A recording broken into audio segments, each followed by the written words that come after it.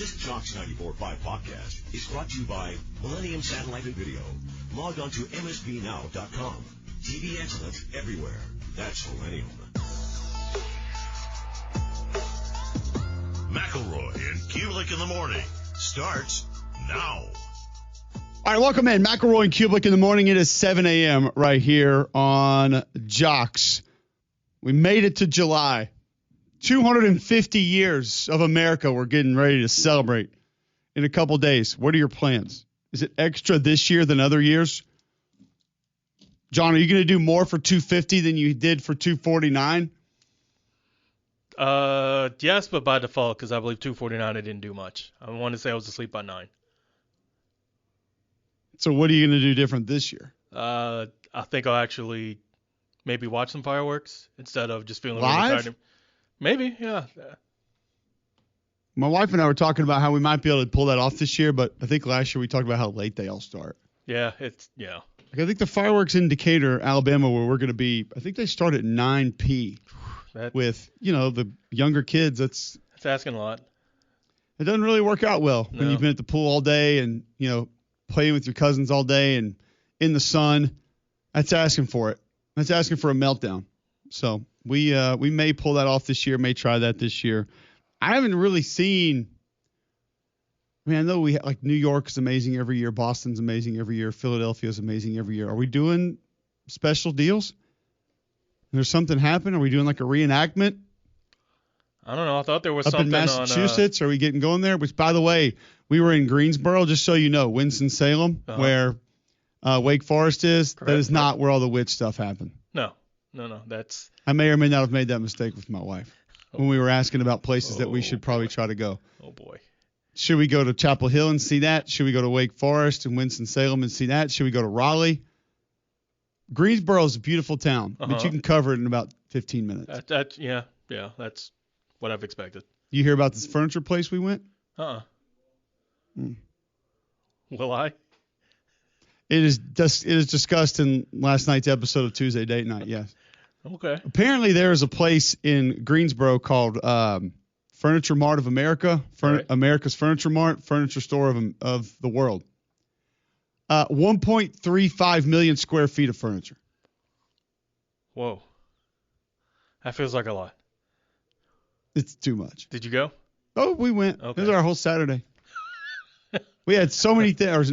I got the weekend messed up, so hold on. So Monday night was the banquet, so that was our whole Monday. Right, yeah. Congratulations, by the way. Thank you. It's not a big deal. But I know, just throwing it out there. We were going to do all these things. That was the only thing we did. We got a workout in, and then that was it. I had no idea this place was real. I was like, sure, we'll just go look. And that turned into a lot. A lot. Serious looking, picking out of fabric, changing shapes. It was a lot of stuff. But we went. We saw it. 3 different buildings. Multiple floors on each building. Just furniture.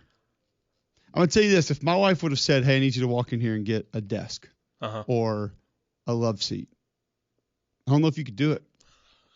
Because you pick one out and you turn left and there's 25 more around another corner. And then you go down the hall. If it's a hall, I don't know what you call it. Just picture Costco for furniture with 4 stories in 3 buildings. That's basically what it was. I remember when I went to college my freshman year in Atlanta, and we heard that there was a 2-story Target. And we went out there, and I felt overwhelmed with just that. And this place was next level, man. Whew. Stay away from that if you're in the Greensboro area and you're with your wife, because that's going to be trouble.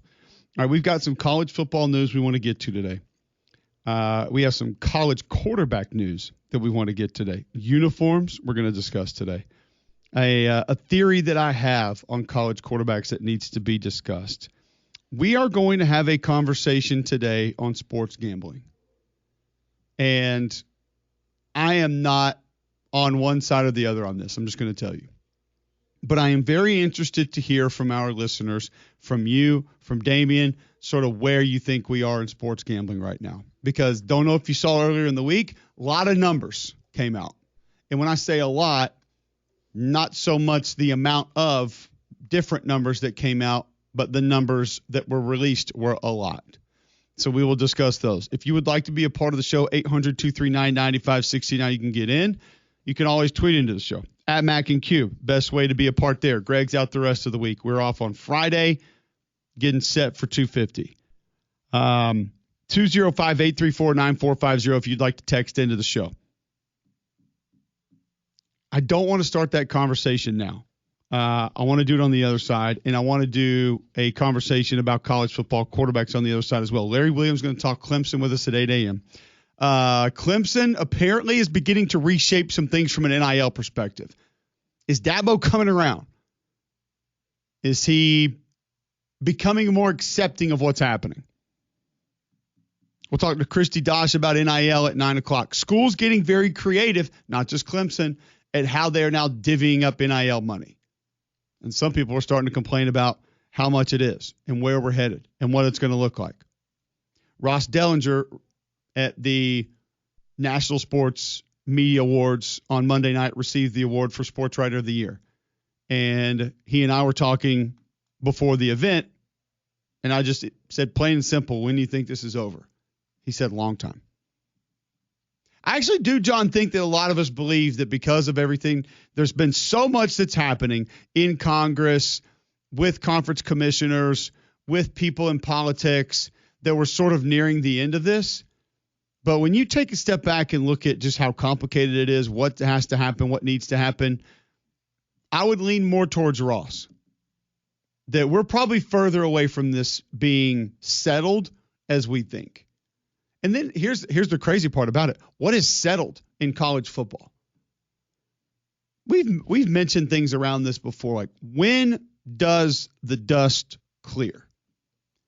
When can we just come into a show like today, and because I could sit here and go through 5 things Ross has shared in the last 24 hours about the NCAA's got 50 players getting ready to fire up a lawsuit for them, basketball players, if they want another year of eligibility.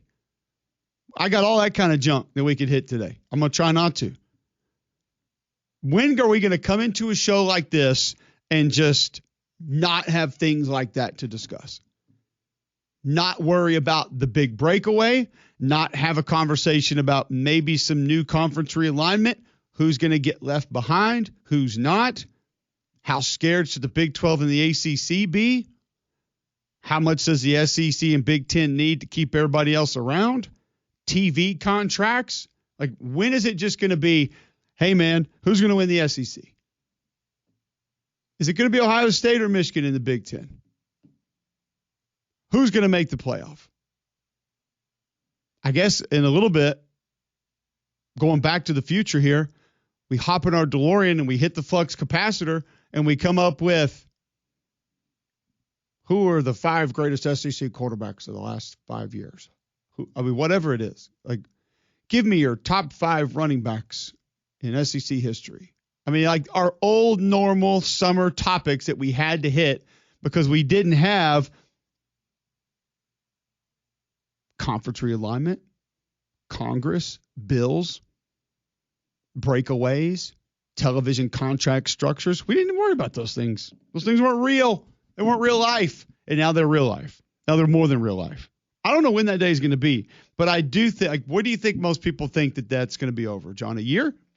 2 years? Going into the 28 season? 27 season?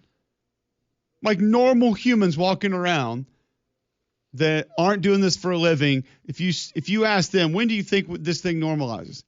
What would they set the time limit on that? Over, under? It will probably, at best, 5 years. Ooh, I think probably that's longer than most people think. Maybe that's most people thinking it better not last that long. I can't handle this. I think most people think, oh yeah, it'll just be a couple of years, whatever at best. But what they don't realize is that it will be something, because the playoff hadn't been set. They haven't figured that out, so we're going to get into that. Eligibility probably is going to most likely work, but we thought we never imagined what we'd get from the portal and from NIL. But we got lawyers already. You've mentioned how many times that no one ever really anticipated the seedy underbelly of, oh, let's just do this. Well, let's just have 5 to play 5. What can go wrong? Something's going to happen. You're already getting lawsuits on it. Yeah. I mean, we can't even decide already if that's going to work, how that's going to work, because we're already getting sued on that. Attorneys have filed the first case of players seeking an additional year of eligibility after the passage of the NCAA's new age-based eligibility standard. Attorneys Ryan Downton and Darren Heitner say they're planning to file legal action on behalf of more than 50 basketball players seeking a fifth season in light of the NCAA's new 5-year eligibility rule. Lawsuits will be filed in 5 different states starting this week. NCAA did not grant an exemption for these players per Ross Dellinger, most of whom have used their 4 seasons of eligibility and are not entitled to a 5th season under the new policy as their eligibility under the old rule has been exhausted.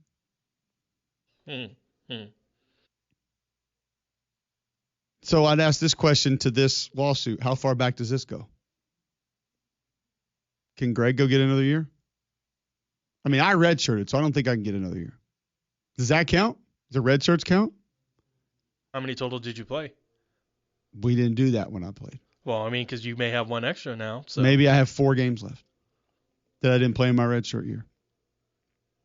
So, yeah, you could go back for the 4 games and then take another red shirt year. Be done? Yeah. You still have a COVID year. You were alive during COVID, therefore you should have that year. Is this just where we are as a society that every rule should be skated?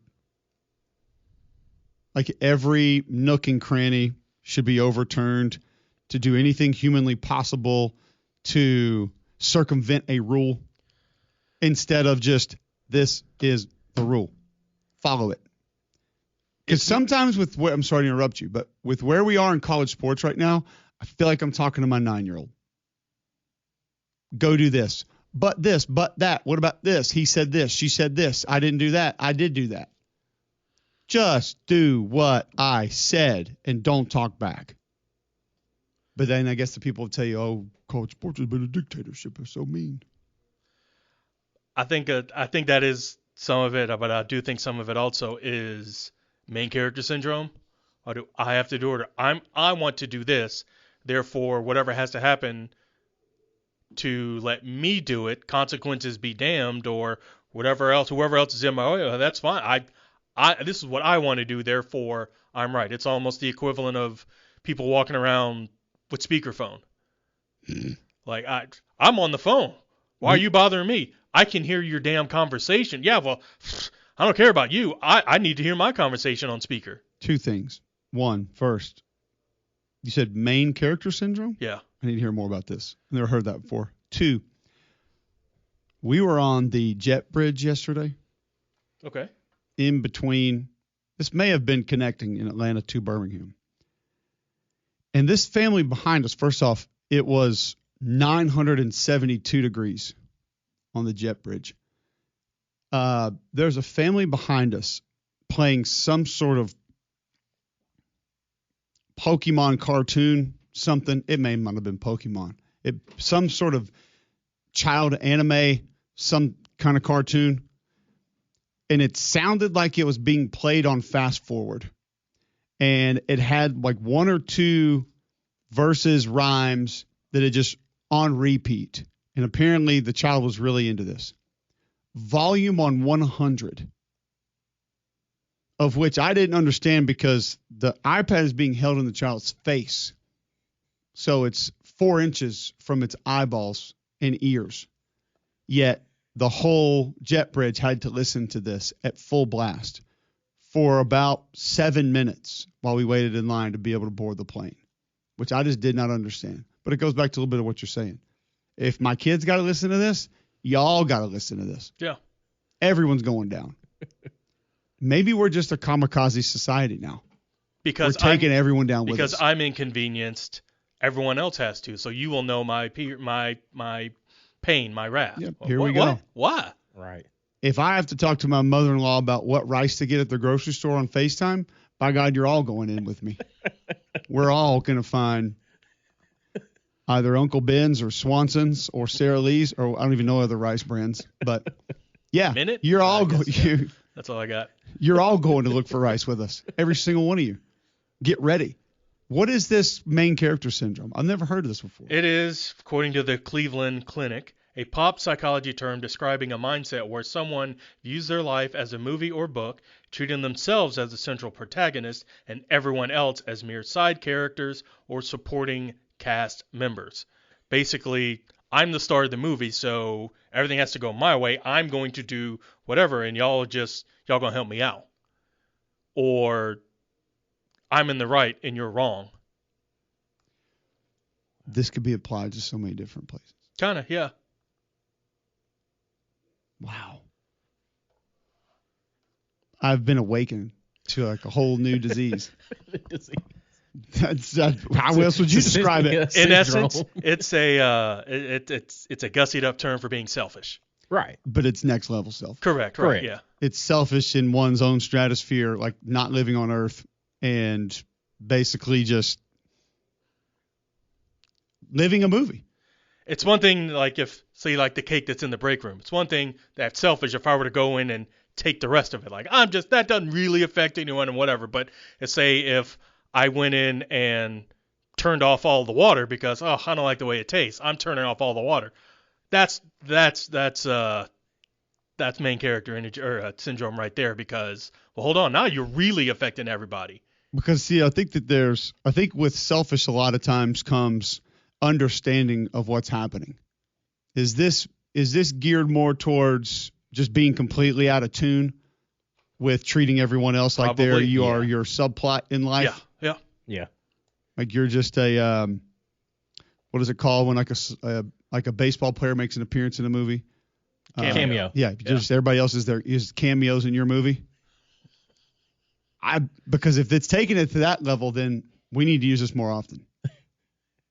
A lot, and yes, by the way, a lot of these college athletes. Oh yeah, this is them. 100%. This is my movie. Why? Red shirt. 1,000%. What are you talking about? School? According to a health clinic at CBT Denver, while, quote, main character of your own narrative can be empowering, the syndrome crosses into toxic territory when it leads to self-centered behavior.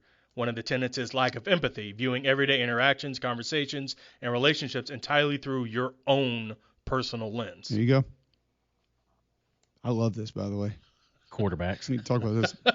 It's a quarterbacks. Receivers. No. Because we're not in control. We know that we're the side character. Like, we know we're the Robins. We can never be Batman, even if we wanted to. It's quarterback.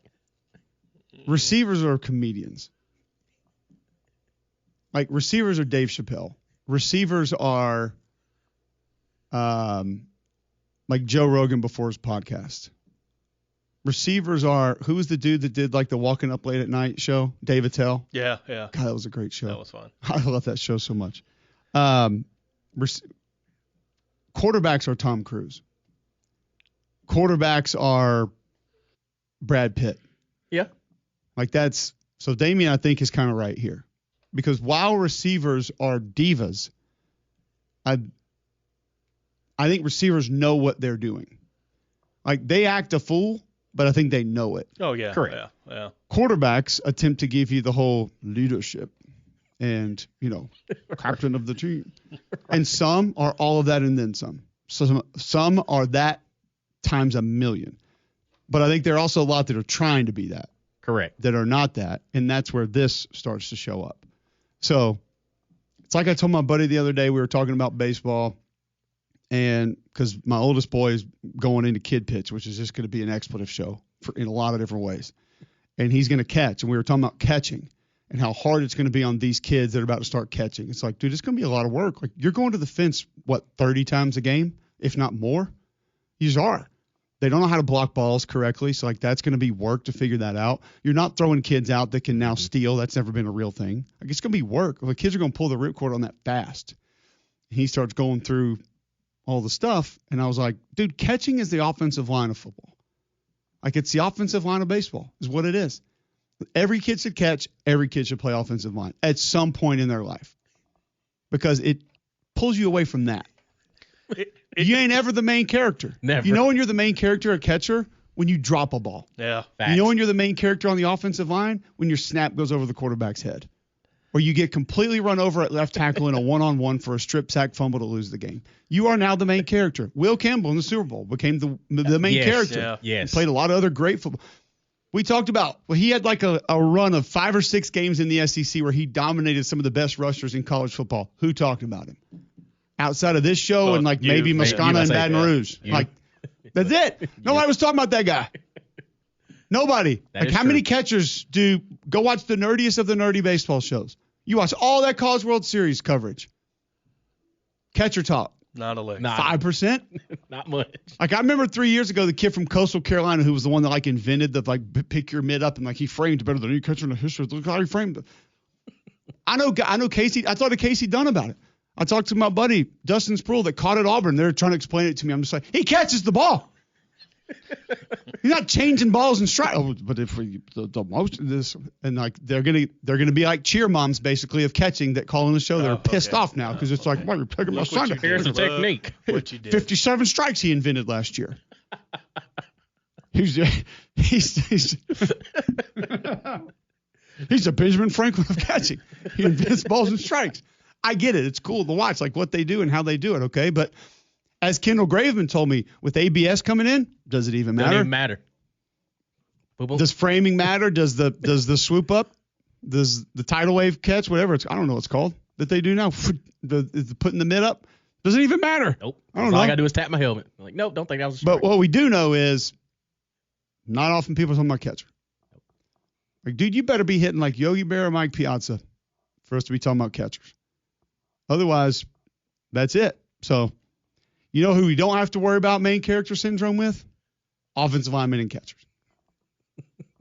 Outside of the kid that's at LSU. Because he makes you fly in private to his meetings in Atlanta.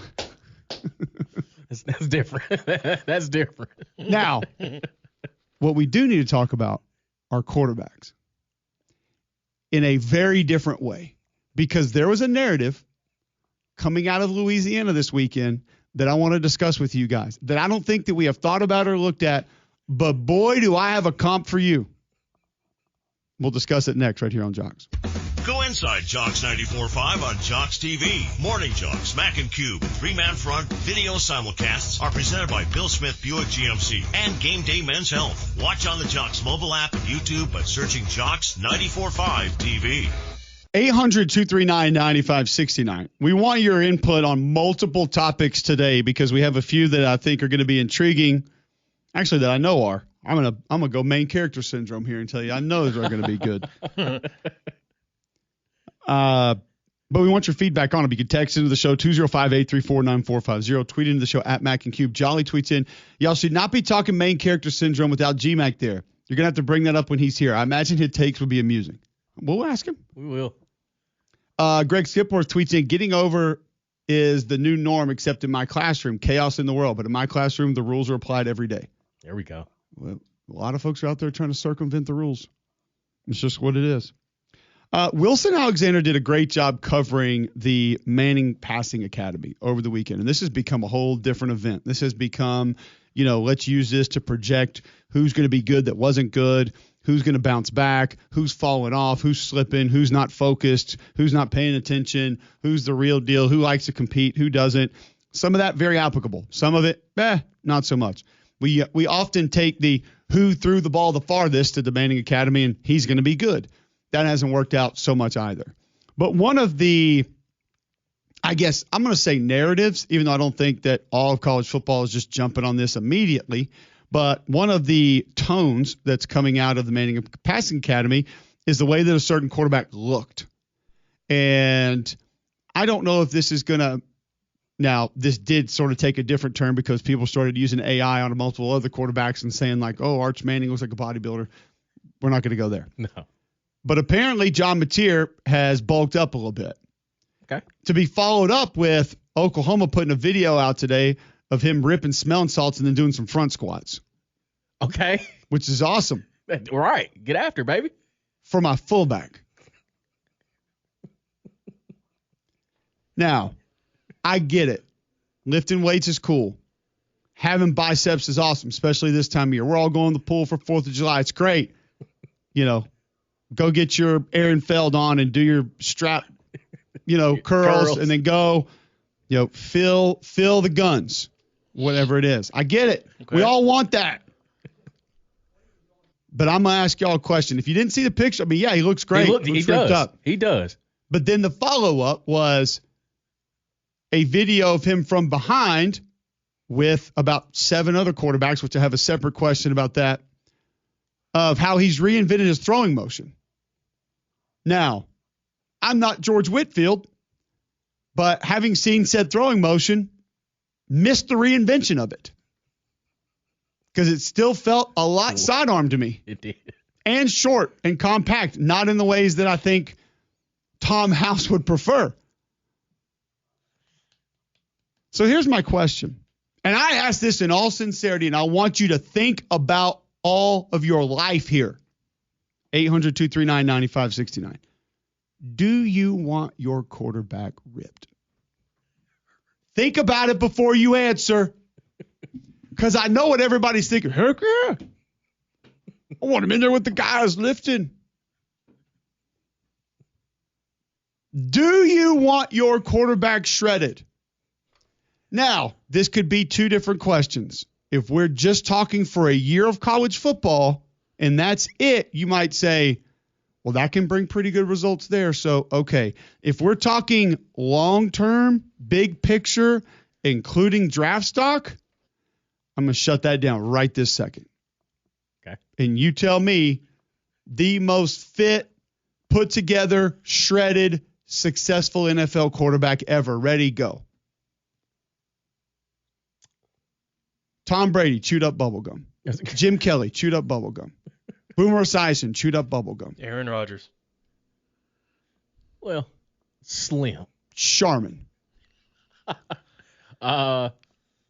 The guy looks like he lives in a homeless encampment. That is true. Correct. And I'm not just talking about his facial features and facial hair, his body. Yeah. Correct. He's got that runner's body. And can still be on 1 foot sideways, falling down, throw it 60 yards on a dime. Correct. Getting hit. And none of us thinking he was going to make it. Tell me. Ben Roethlisberger was not shredded. He was a big dude. Not even close. He was not ripped. No. Now, I'm going to throw some names at you some folks don't know and don't remember. And I will say, there have been some college quarterbacks that this has worked for. Tebow's going to be front of the line. All right? I also think Tebow became super weightlifting obsessed a little bit after college, but he was ripped up pretty good. He was. He was also a different style guy. He played the position like a fullback. So if you're in a spot to do that and you can act as such, then it can be beneficial. But all y'all don't remember Dan Kendra at Florida State, who busted a blood vessel doing leg press. What? Leg press over 1,000 pounds. He also had a pet alligator, which I may or may not have for a little while at Auburn until it died. But hey, I played offensive line, nor was I shredded. What? That's a different story for a different day, Damien. Okay. Long summer ahead.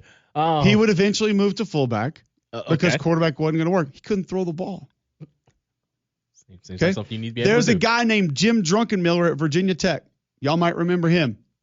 If I'm not mistaken, and I'll have to text Keith Gray, who played with him and is now an assistant strength coach in the NFL, I'm almost positive he set either the quarterback or maybe the whole thing power clean record at Virginia Tech, which if you go back to mid-90s to late 90s, Virginia Tech was way ahead of the curve with their strength and conditioning program, specifically the Olympic lifts. The dude was like hang cleaning 380. That's insane.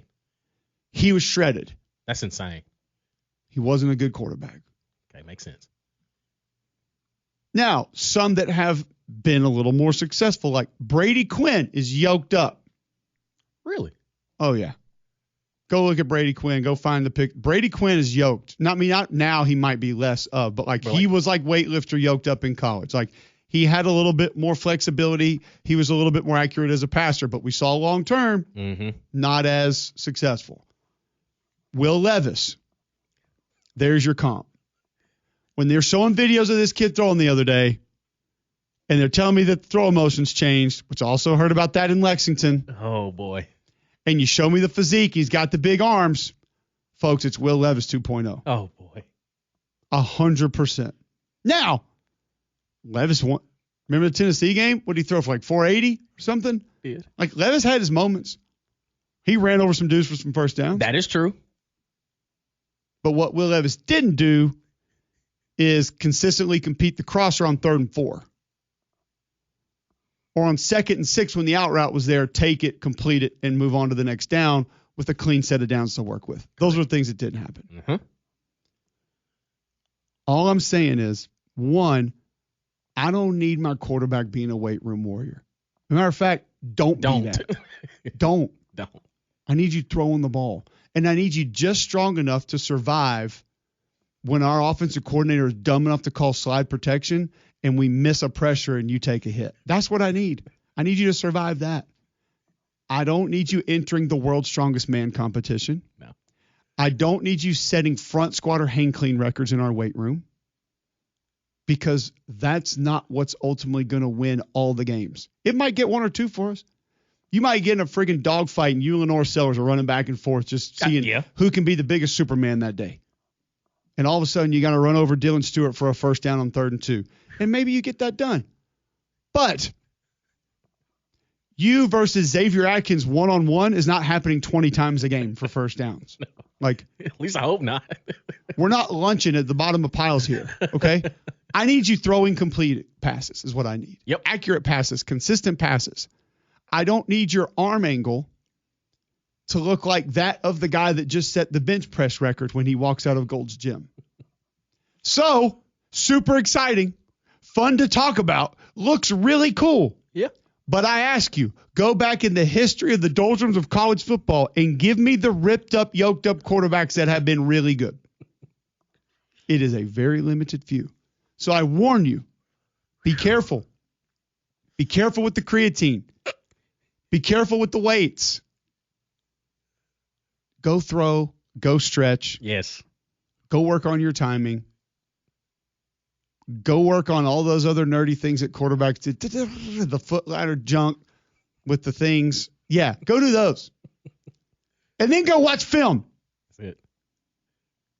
Let your D-line worry about the weights. Let your tight ends and H-backs and fullbacks worry about the weight room. Get just enough to survive the blindside hit. Because I don't know, Damien, I saw a lot of people getting really excited about this. What was it, Saturday night? Look at the sleeves cut off. Yeah.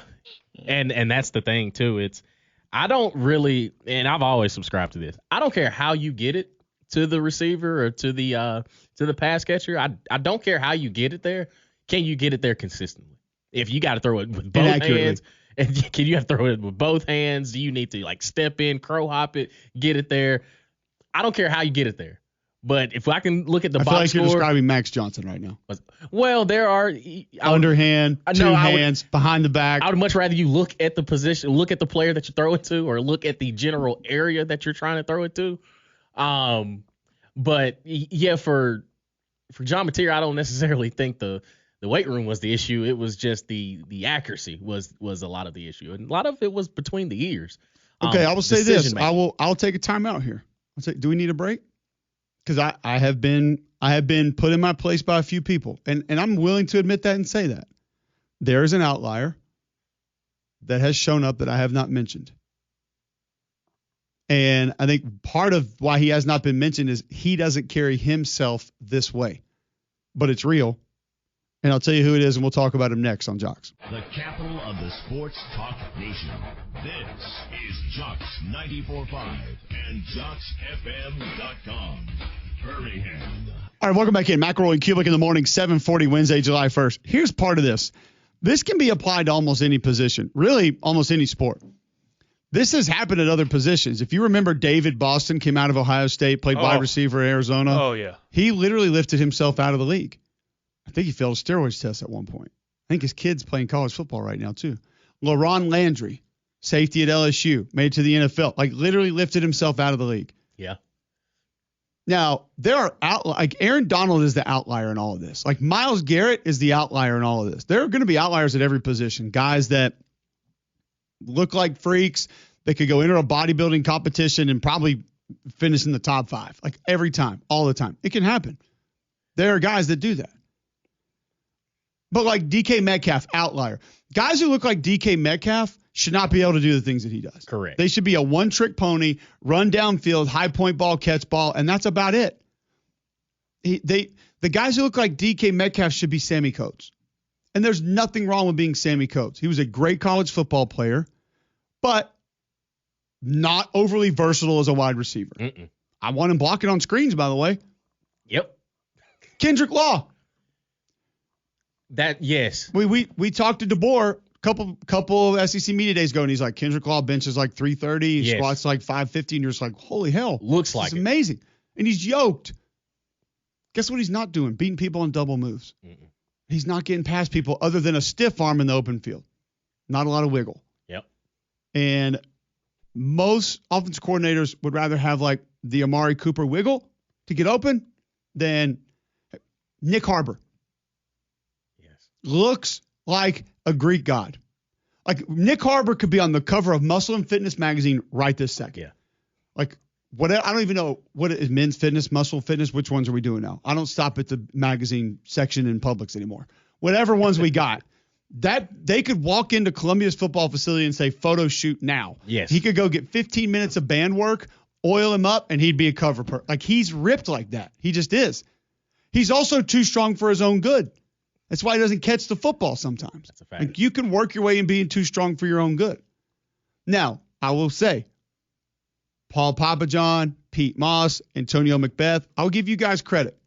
Jalen Hurts is sort of the exception to this, who has become a very successful quarterback in the NFL. Mm-hmm. Monster contract, won a Super Bowl, has been great. I will say this. This is a theory, hypothesis, thought on my part. I think Jalen Hurts was doing that stuff very early in life. I think he was entering weightlifting competitions as a teenager, then through high school. I think he backed off some of that stuff as he became a high-level quarterback. Like, I guarantee you, he does not lift the way now that he did when he walked on campus in Tuscaloosa. Mm-hmm. I don't know that. I can't guarantee that. But that's just a hunch by me. Because I think he probably got to the NFL and said, I need accuracy. I need flexibility. Now, want to keep some durability, so I'll keep lifting. It's like he's not doing squats. He's not going to not power clean. But I guarantee you, he's not trying to get his biceps as big as possible. He's not doing 50 extra sets of leg extensions so the quads have that crease in the middle. Correct. I guarantee you he's doing workouts much more derived for playing football and surviving that than, one, how much can I lift, and two, how good do I look? Yeah. And that's the difference, I think. But it's a great example. Great example. Yeah, he's leaving that to Saquon. He's like, Saquon's got it. You can have that. He can have it. And Saquon is probably fits in, like Nick Chubb fits into this mold. Oh, yeah. Without the injuries. Yeah. Like he's a guy that looks like, okay, that's a power lifter, right? No, he actually plays running back and he's really good. But like you see, who was the dude, the Bronson something that Georgia had a couple years ago that went in there and we saw the pictures of him. Oh, yeah, like, yeah. He literally had Hulk Hogan biceps. Yes. Yeah, Where did exactly he go? What you're talking about. Well, hold on. Where did he, like, why is he not? Yeah. What happened to him? Like, it can be too much. And it's like, we don't want to say this because they're working hard, obviously, and you're putting your work in the right places, but you need to move. Mm-hmm. You need twitch in football. And if your delivery is already short and somewhat sidearmed, you know what it's not going to be? Doing extra bicep work and tricep work. It's not going to be longer, and it's not going to be more flexible. It's not going to help you become more accurate. So outliers to all of this, but go back in time, find your ripped up quarterbacks that looked like hybrid fullbacks, and what has the success rate been? And while they have feasted on teams that may not have been as talented as them, when they needed to be quarterbacks to win the game, that's when sometimes, and again, I'm not saying that I'm projecting this exact path for John Mateer this year. All I'm saying is let's not pee our pants just because he's got some biceps and all of a sudden think he's going to win the Heisman. Correct. Because that has not been proven to be overly successful in college football. Worked a few times. So I asked this question. Has your opinion on John Mateer in Oklahoma changed? Because we've been pretty high on him on this show. Right. A lot of people think that could be your sleeper team. I say sleeper team. They were in the playoffs last year. Correct, right. Yeah. Probably top preseason top 15 at least, maybe 10. Yeah. Are they gonna run him more? Is he kind of getting yoked up knowing they're about to call straight up quarterback power now? I mean, there's a lot of QB draw RPOs. Like, does he need seeing him hit smelling salts before front squats in the weight room? I feel like he probably wants that. Right. So okay, which I love. You love the mindset. I love the mindset. Correct. Like I want that in the mindset, but also go get that band work. Keep that arm loose, man. Like know your role. Maybe a class of yoga. Yeah. Like we all make fun of the pitchers with the bands over there. They're doing the shoulder things, and then they're doing the side shoulder things. Like, don't be afraid to get a little bit of that. Yeah, just get some extra work in, man. Like, get the rotator cuff working too. Just make sure you're over there with the offensive lineman when they're doing max on bench press. Like, just be a good teammate. There's a reason most restaurants are like barbecue places or fast food places. They'll put coleslaw on the barbecue plate. They give you a little bit of vegetables. I ain't eating it, but it's there. Exactly. I ain't eating it, but you gotta have some green sometime. Look, you don't always have to have green, but you gotta have some. It's like my 9-year-old. He's getting into wings now. Like he really likes wings. That's right. And every time the carrots and celery come with it, it blows his mind. He grabs the whole thing. Says, "Why do they put this here?" And he puts it on like my plate. All you have to do is not eat it. You don't have to remove it from your person. It's like don't even waste my time. Like, don't even put it on there. That's hilarious. What's the stuff that crushes? What's the stuff that crushes Superman? Kryptonite. It's not kryptonite, kid. Like, it's not going to hurt you just being in front of you. It's going to ruin just every let wing. it sit there. He will pick it up. He goes, "I didn't ask for this. I know it's green, but it's okay." Some people will put that in their ranch and take a bite. Just You don't have to do it. That's hilarious. All right, a couple of tweets coming in. 800-239-9569. Back with more on this topic next. Go inside Jocks 94.5 on Jocks TV. Morning Jocks, Mac and Cube, three-man front video simulcasts are presented by Bill Smith Buick GMC and Game Day Men's Health. Watch on the Jocks mobile app and YouTube by searching Jocks 94.5 TV. All right, welcome back in. McElroy and Cubelic in the morning. Glad you're with us. Wednesday, July 1st, 7:51. Larry Williams going to talk Clemson, NIL, Dabo Swinney on the top of the next hour. So after our next break, Alabama heat and humidity is brutal. Don't let it affect your home and family. Keep them comfortable with an affordable Train cooling system. Recognized as America's most trusted brand 12 consecutive years. You can rely on a Train. Find a comfort specialist near you at Train.com. We're going to talk sports gambling after we talk to Larry Williams. I want you guys to get prepared for this conversation because I want you to be a part of it. Just where is it right now? How do you view it? Where do you feel like it is? Right, wrong, indifferent, good, bad, great, awful? Just want to have a conversation about it because some of the numbers are mind-blowing when you look at sort of where it is right now. We'll do that next hour, though. Now we're talking quarterbacks in college football and kind of where things need to be. Stursky tweets in Julius Peppers, all-time buff guy. Freak show athlete, but I don't remember him being like overly ripped up weight room guy. Maybe. Yeah. Like that, he doesn't, I never looked at him and said physically, like, whoa, he's like too much in the weight room. No, but it felt like D-line, especially the interior D-line, I know he was more edge, but they've gotten more in shape than or at least over this century, then feels like all of football is leaner. Well, true, but I mean, even I feel like your Jonathan Allens, your Myles Garrett's probably wouldn't have been on the D line even 20, 30 years or so ago. You had people that were like Earthquake and Typhoon. You had your big bodies, but not necessarily ripped bodies, or at least in shape. No, that's fair. Not in shape, but they definitely didn't have a beer gut. Yeah, totally fair. Somebody that was a little bit Shannon Sharp. He was an outlier. Like, he was different from everybody else at tight end. 100%. That's a great one. And he was like a super weight room guy. Yeah. If I'm not mistaken, he was Still. on the cover of like fitness magazines. Yeah. Like he was into it, and Still to is. athletically be able to move the way that he did, like he is an absolute outlier. Yeah. At that position, Tony Gonzalez close to that. Mm-hmm. I mean, I almost feel like Tony Gonzalez is more like, and again, I'm not taking anything away from him. His is like a little more God given, I feel like, whereas like DK Metcalf, Shannon Sharp, you're like they're in there grinding, like they're just going at it. Tony Gonzalez, I feel like probably looks like that right now. Like looks very similar to the way he did when he played in the NFL, because like that's just sort of how he's put together.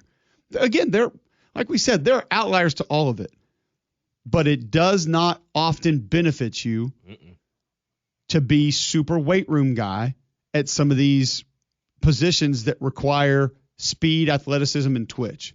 Now, if it's just speed, sure, yeah, you can do it. Yeah. But if it requires change of direction, which let's think how many football positions do not require that. I mean, offensive linemen, like there's a dude named Evan Mathis that played offensive line at Homewood High School. He played at Alabama. Like the guy he's yoked, like 6-pack, ripped, shredded. Like it can happen. Yeah. Like there's just not a lot of him playing that position in the NFL. They're not. First off, most of them know they don't have to be, so they don't care. Like need to carry a little extra weight, don't want to get pushed around. Okay, cool. And there's a lot of O-linemen, D-linemen that are big in the weight room, but it's like, are they mixing the creatine and like doing protein shakes every day and like counting their calories and their milligrams or whatever they need to do, like go to metrics? No, they're not. I was like, dude, I just eat and I lift and I work out and I get ready for football, and that's what I do. Boom. Like, I'm trying to push people around. That's it. I like it. Yeah. So, I mean, there are guys that have that look, that have been that. I mean, Greg Skipworth brings up Tony Mandrich. Like Tony Mandrich and Steve Entman are great examples of that, both. And they're coming out of college, offensive line, defensive line, 10%, 12% body fat, like could walk around with their shirt off. You'd be like, holy mother. Like, but guess what they couldn't do? Move. And when they did start moving, they started busting Achilles, they started busting patellas, and they started busting quads. Too stiff. Well, there may have been some other Well, yeah. chemicals involved. On that bathroom visit. Some with the extra backpack. enhancement. Yeah. Gets the best of them, man. They were on the Latimer diet. As Greg says, every player in the 90s was. Pretty much. Including him? He played something in the 90s. Saxophone. First chair. Fun conversation, though. But wasn't Greg? Didn't Greg say he had the quarterback record for power clean at Alabama or something like that? It is high school. High school. Oh yeah, that's South Carolina. My fault. South Carolina. Where they let Brendan Sorsby work out. Just saying. I don't know who. I need to know other quarterbacks that he's gone up against that could power lift like that. Star Jackson. At his high school? Oh, high school. My fault. Whew. This is McElroy and Cubelic in the morning. You didn't start a business just to keep the lights on. You're here to sell more today than yesterday. You're here to win. Lucky for you, Shopify built the best converting checkout on the planet. Like the just one tapping, ridiculously fast acting, sky-high sales stacking, champion of checkouts. That's the good stuff right there. So if your business is in it to win it, win with Shopify. Start your free trial today at shopify.com/win.